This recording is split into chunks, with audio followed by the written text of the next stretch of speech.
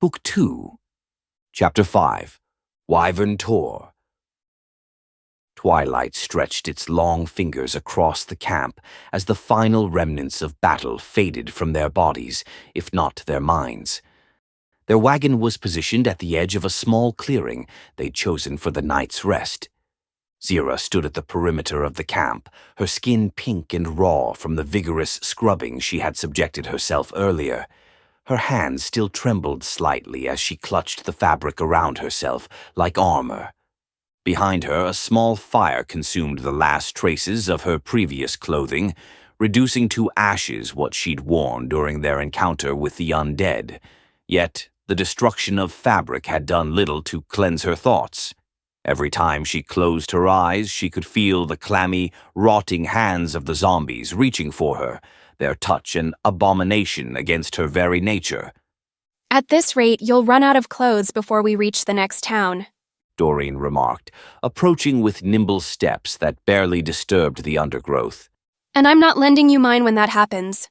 Zira remained still, gaze fixed on the darkening tree line. "You wouldn't understand," she replied, each word tight with fatigue and something deeper. "Their touch was fundamentally wrong." But an unspoken thought, like me, hung heavier than what she voiced.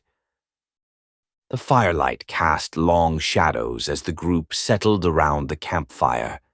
Bylin stoked the flames with methodical precision, while Morthal arranged supplies in his typically regimented fashion. Elara sat apart, physically present but mentally adrift, his consciousness seemingly wandering the same distant paths it had traveled since the bloodshed at Butterskull Ranch.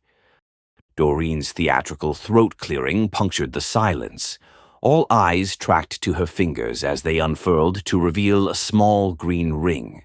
She held it up, letting the firelight dance across its surface. "Liberated this from our necromancer," she announced, voice rich with self-satisfaction. "Ring of protection. Weaves a shield of magic around the wearer." Her fingers closed possessively around it. "Seems fair I keep it, since I was the only one with guts to charge into that burning tent." Morthal's eyes narrowed slightly, though his expression remained controlled. "Items of power should be distributed where they'll benefit the group most," he intoned in that measured voice that always managed to sound like a sermon. "Oh, sure thing, preacher," Doreen replied with a smile that weaponized pleasantness. She recognized his strategy.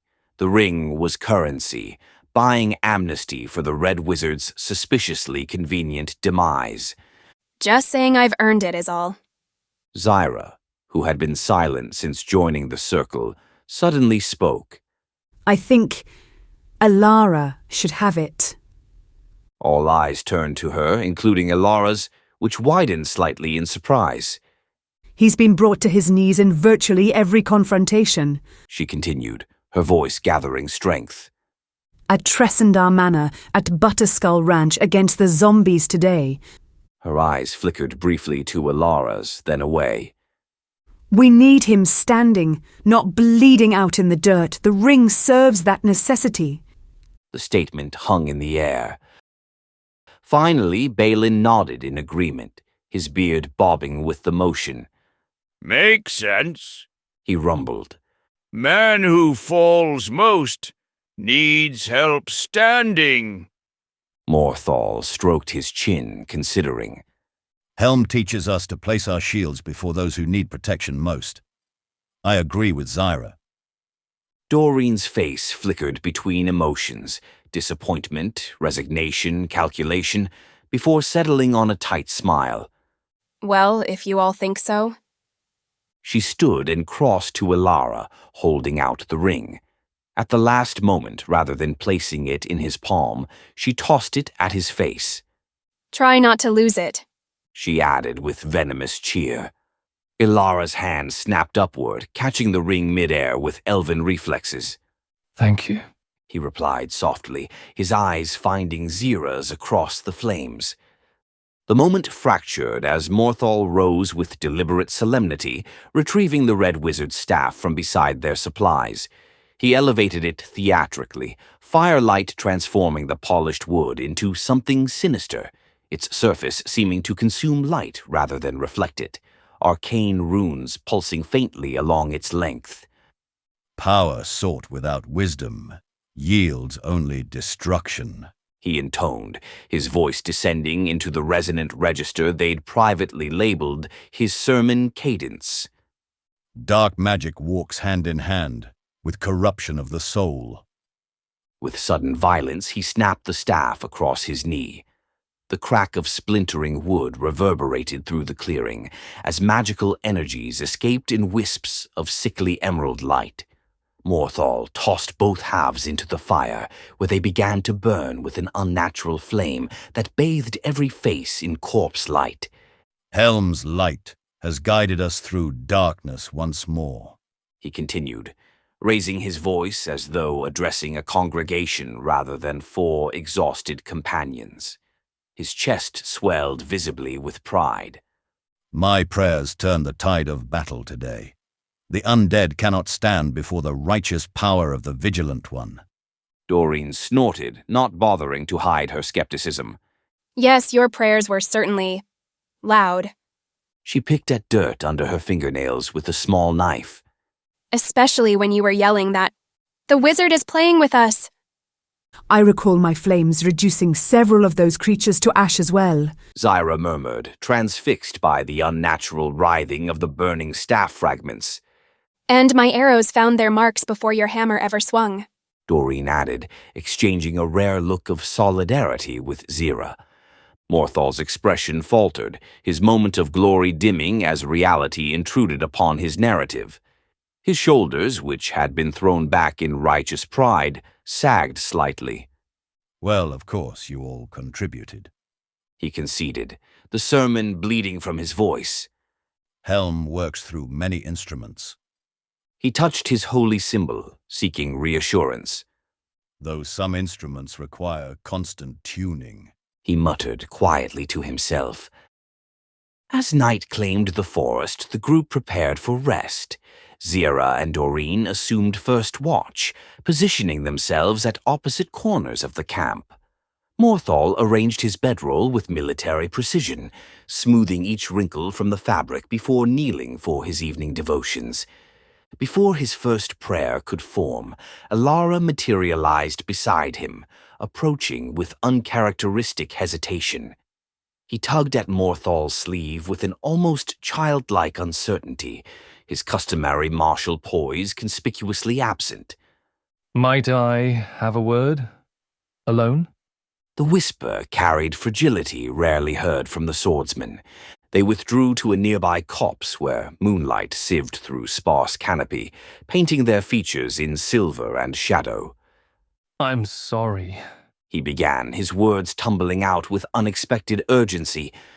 I failed today, in the battle. I wasn't strong enough. His hands clenched and unclenched at his sides. I must do better, but I must always protect Eli first. Morthal frowned, confusion momentarily overriding his usual certainty. Who was this Eli? He opened his mouth to ask, but something in the elf's desperate expression stopped him. Instead, he fell back on familiar ground. Elara, He said, you just need to pull yourself together. Your duty is to protect all of us, just as Helm the Protector has taught. The words came easily, practiced, but even to his own ears, they sounded hollow, devoid of the conviction that usually infused his counsel. He was reciting, not reaching. The realization unsettled him more than Elara's strange behavior. Yet, remarkably, Elara appeared to extract strength from the platitudes, his posture realigned, shoulders squaring as though physically unburdened. His hand clasped Morthal's forearm with the universal grip of warriors acknowledging mutual understanding. His eyes, meeting Morthal's directly, conveyed genuine gratitude. Thank you. He stated simply, his grip intensifying momentarily before releasing, leaving only the memory of pressure. Returning to camp, Morthal settled into his nightly prayers, the familiar liturgy providing uncharacteristically meager comfort as consciousness surrendered to slumber. Dawn arrived like an unwelcome guest, grudgingly spilling gray light through clouds that hung so low they seemed to press against the treetops. The moisture in the air carried both a physical chill and something more insidious, a creeping melancholy that seeped through clothing and settled in bones. Ilara had the morning watch. He moved through the pre-dawn darkness with quiet efficiency. As he coaxed the dying embers back to life, the green ring on his finger caught a stray ember's glow, pulsing like a heartbeat against his skin. He turned it absently, still unaccustomed to its presence. I suppose that ring hasn't started whispering you yet. Morthal asked with unusual lightness as he emerged from his bedroll with military precision, blankets already folded and stowed, before most would have managed to open their eyes. The hint of a smile played at the corners of his usually stern mouth. Ilara's hands stilled, surprise flickering across his features at Morthal's attempt at humor. No, He replied, a ghost of amusement softening his voice. mercifully silent, unlike that pendant. Sometimes silence speaks volumes too, Came Balin's gruff voice as he rose with the dwarf's uncomplicated relationship with morning, a grunt, a stretch, and immediate purpose as he set about preparing breakfast. The smell of porridge soon mingled with wood smoke. Doreen followed at her own pace, rolling onto her back with a dramatic yawn. She stretched languorously, arms extended toward the gloomy sky, then reached into her collar to gently extract Mr. Mouse, the tiny brown rodent that traveled nestled against her warmth. Good morning. She murmured to her diminutive companion, letting him scurry across her palm while her fingers absently stroked his back. Lovely day for traveling. She drawled, voice thick with sarcasm as she eyed the threatening skies. Think we might finally get a dry path for once? Weather's not in Helm's hands. Morthal replied automatically. Zira approached the fire last, moving with such careful fragility that she might have been made of glass. Her grace had abandoned her, leaving behind a woman who seemed to carry twice her weight in invisible burdens. Dark crescents shadowed her eyes, and her hair fell in tangled waves around her face when she weakly started to brush it. When Balin silently offered her a steaming cup, her fingers trembled slightly as they closed around it. Thank you. She managed, the words barely audible. Bad dreams? Doreen asked, her tone walking that familiar knife edge between genuine concern and mockery. Her eyes, however, lingered on Zira's face a moment longer than necessary, betraying something almost like worry. Zira stared into her herbal tea, watching ripples form from her unsteady hands. Zombies. She finally replied, her voice hollowed out by exhaustion. Their hands reaching through soil, through water, through walls. She looked up suddenly, meeting each of their gazes in turn. And a dragon with 5 heads. They kept splitting, multiplying. It spoke to me in a language I shouldn't understand, but I did. The confession hung in the morning air, mingling with the wood smoke. Balin's spoon paused halfway to the pot. Ilara's eyes found Zira's, holding them with gentle intensity. What did it say? He asked so quietly that even Doreen had to lean forward to hear. Zira's knuckles whitened around her cup. It said, She swallowed hard. flame calls to flame, blood answers to blood. A shiver ran through her that had nothing to do with the morning chill. And then it turned and breathed fire. I could hear the screams, smell the burning. I just watched it happen like I was meant to see it. Silence settled around them, broken only by the crackle of flames and the distant, half-hearted birdsong. Each companion retreated into their own thoughts, each secretly relieved when Morthal finally cleared his throat and began discussing the day's journey. They broke camp with the practiced rhythm of those who had traveled together too long to need words. The mood flowed between them like a current, matching the weather.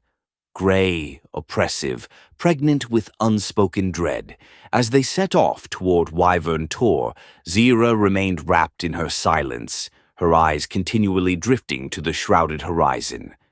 By midday, the landscape opened into a valley that seemed to exist in some forgotten pocket of time.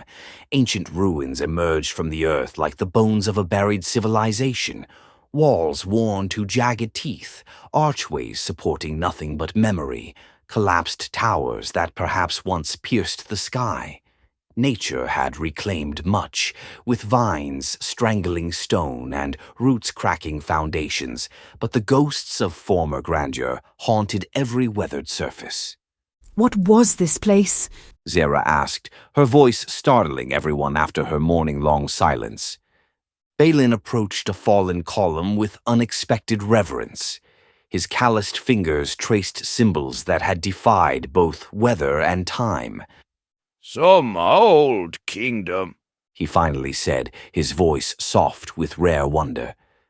Before humans claimed these lands, perhaps before my own people walked here. They concealed their wagons and secured the horses. No one needed to suggest continuing on foot. The decision passed between them in glances and nods. The path to Wyvern Tor would forgive no thundering hooves or creaking wheels. As they ventured deeper into the valley, the oppressive clouds suddenly yielded, drawing back like theater curtains to reveal their destination. A mountain commanding the valley's terminus, with imperial presence. Wyvern Tor. Morthal intoned, his voice resonant with the weight of forgotten chronicles. Long time ago, wyverns ruled from that flattened throne, their wings casting moving shadows across these lands like death's own harbingers. Their keen eyes could see all the way to Conyberry's distant fields. They devoured without distinction, man, beast, or anything that moved beneath the sun. Doreen's fingers found her bowstring, caressing it with the practiced intimacy of a lover. Should we prepare for wyverns trying to invite us up for a snack? She asked, eyes never leaving the mountain's silhouette. The wyverns are gone, Morthal replied, banished by heroes whose names have worn away. But places remember what people forget. The mountain keeps their memory in its name. Zyra regarded the distant plateau with renewed scrutiny, her head tilting slightly. So instead of airborne death, we face earthbound orcs. I suppose that's something to celebrate. An orc's blade will separate your head from your shoulders, just as efficiently as wyvern teeth. Elara cautioned. They don't fight by any code you would recognize as honorable. They pressed onward with increasing vigilance, each step measured against potential discovery, each pause calculated for maximum concealment. By late afternoon, a thread of smoke unwound itself from Wyvern Tor's base, a grey serpent rising to join the clouds. Morthal's raised hand froze them instantly. That smoke carries intent, he murmured, his eyes meeting Elara's, then Doreen's. We need eyes without bodies. Go. No further instruction was necessary. The pair detached from the group and flowed forward like water seeking the path of least resistance. Ilara, despite his warrior's frame, moved with uncanny silence, his weight seeming to dissolve before touching earth. Doreen simply disappeared, her presence evaporating between one heartbeat and the next, visible only in the occasional trembling of foliage where no breeze touched. Left behind, Morthal, Zyra, and Balin assumed the particular stillness of those accustomed to dangerous pauses. Zyra's fingers twisted restlessly in her lap, trapped birds betraying the turmoil her face concealed. Beside her, Balin's throat produced a melody so ancient it seemed to rise from the stone beneath them, a dwarven miner's hymn to patience and the earth's eventual surrender. Yesterday's encounter with the undead still haunts you. Morthal observed, his eyes never leaving the path their companions had taken. And your dream has done little to settle your mind.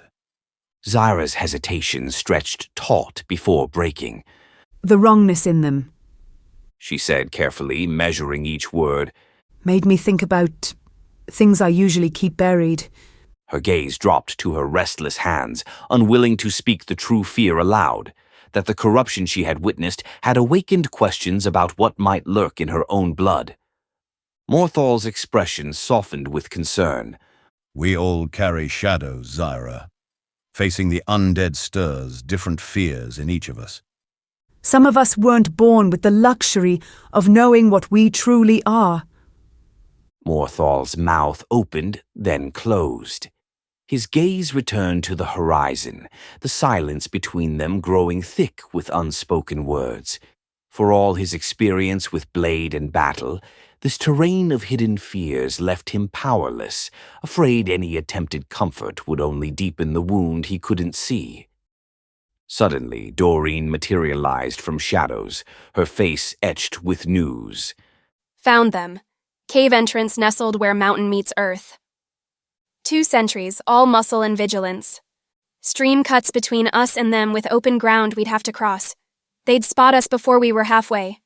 Where is Ilara? Morthal asked, instantly alert. Working the problem. He's tracking upstream for a crossing, thinking he might circle behind using the mountain's curve. Morthal's mind was already assembling and discarding strategies. The guards need to fall without sound. If they alert the Warren, Then we finally get proper fight. Balin interrupted, eyes brightening with battle hunger as he hefted his glaive. Orcs die easy if you aim for neck. One good swing. this isn't about your need to test your blade. Morthal countered, frustration sharpening his words.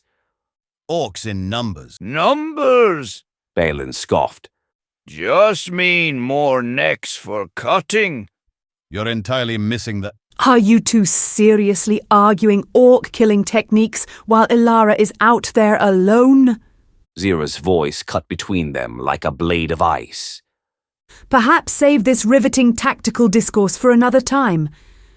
Both men fell silent, properly chastised. Morthal gestured curtly toward Doreen, and they followed her toward the cave entrance. They advanced with stealth, nearing the line of dense bushes that Doreen had described flanking the stream.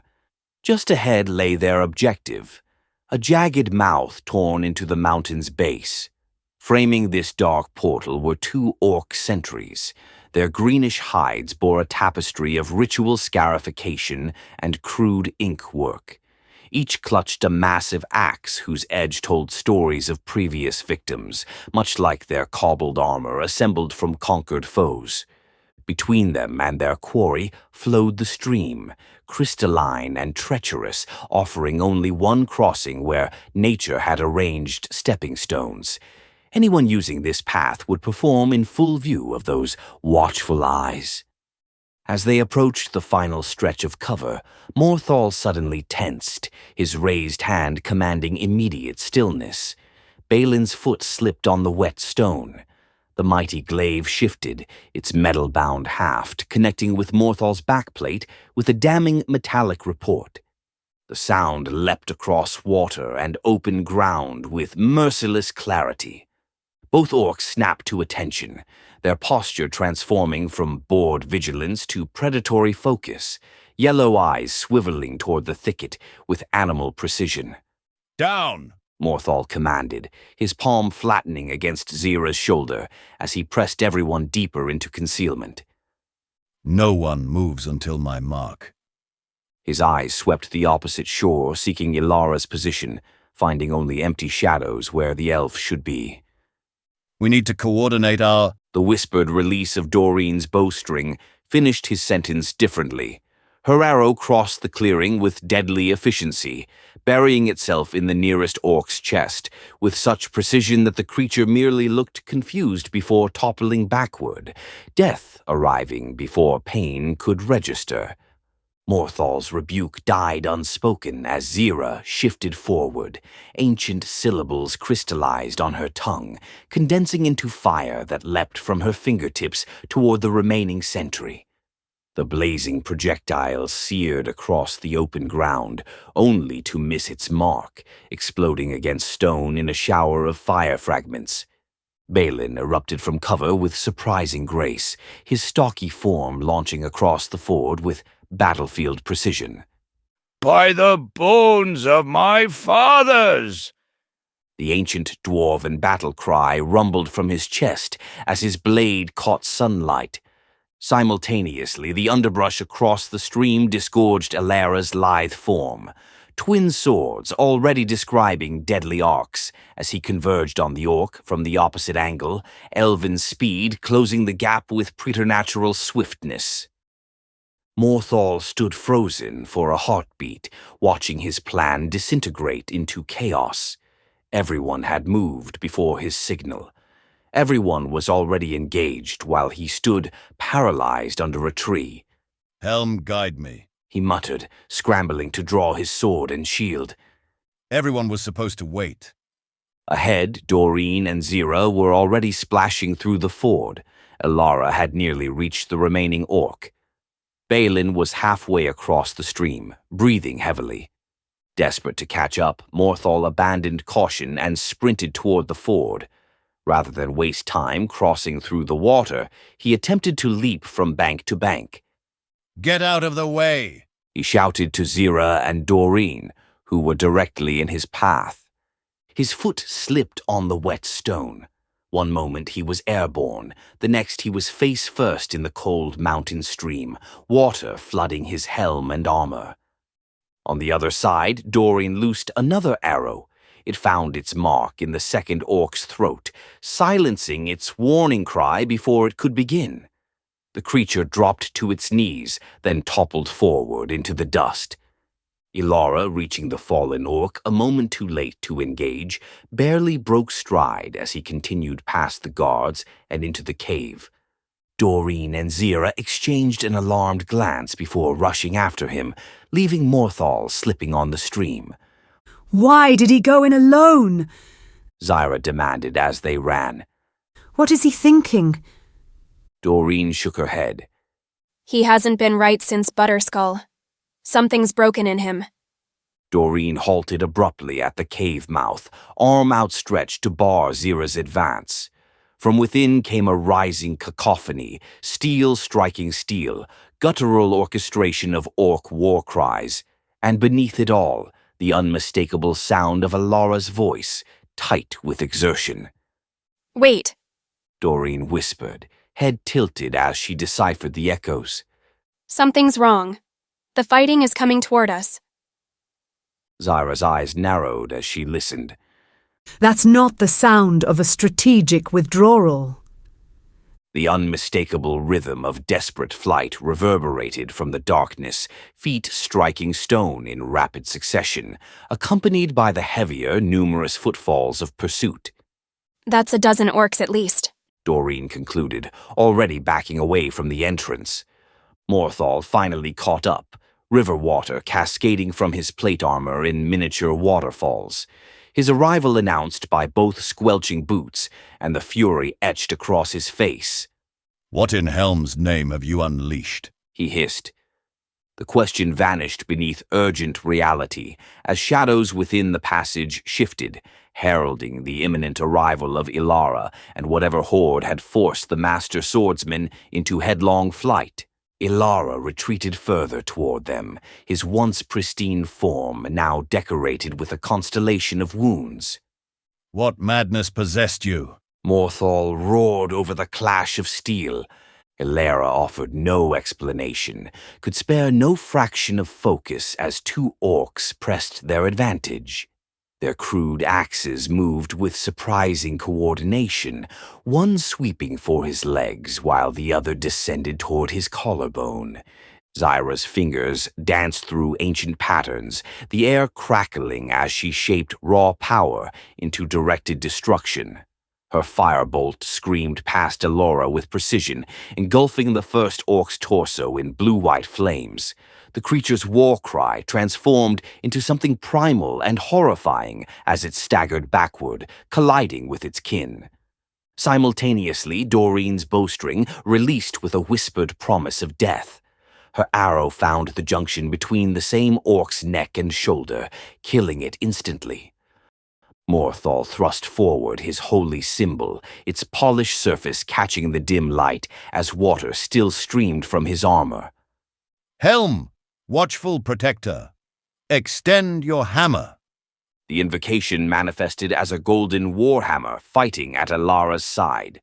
Beyond the chaos of battle, deeper in the cave's recesses, a hooded figure emerged. The orcs parted, revealing a shaman whose eye patch did nothing to diminish the terrifying intensity of his remaining eye. His hands traced symbols in the air that left sickly green trails hanging in the darkness. Bones and fetishes adorning his massive frame clattered as his hands began weaving an intricate pattern, each movement leaving sickly green tendrils hanging in the air that slowly coalesced into a pulsing sigil of power that none of them recognized, but all instinctively feared.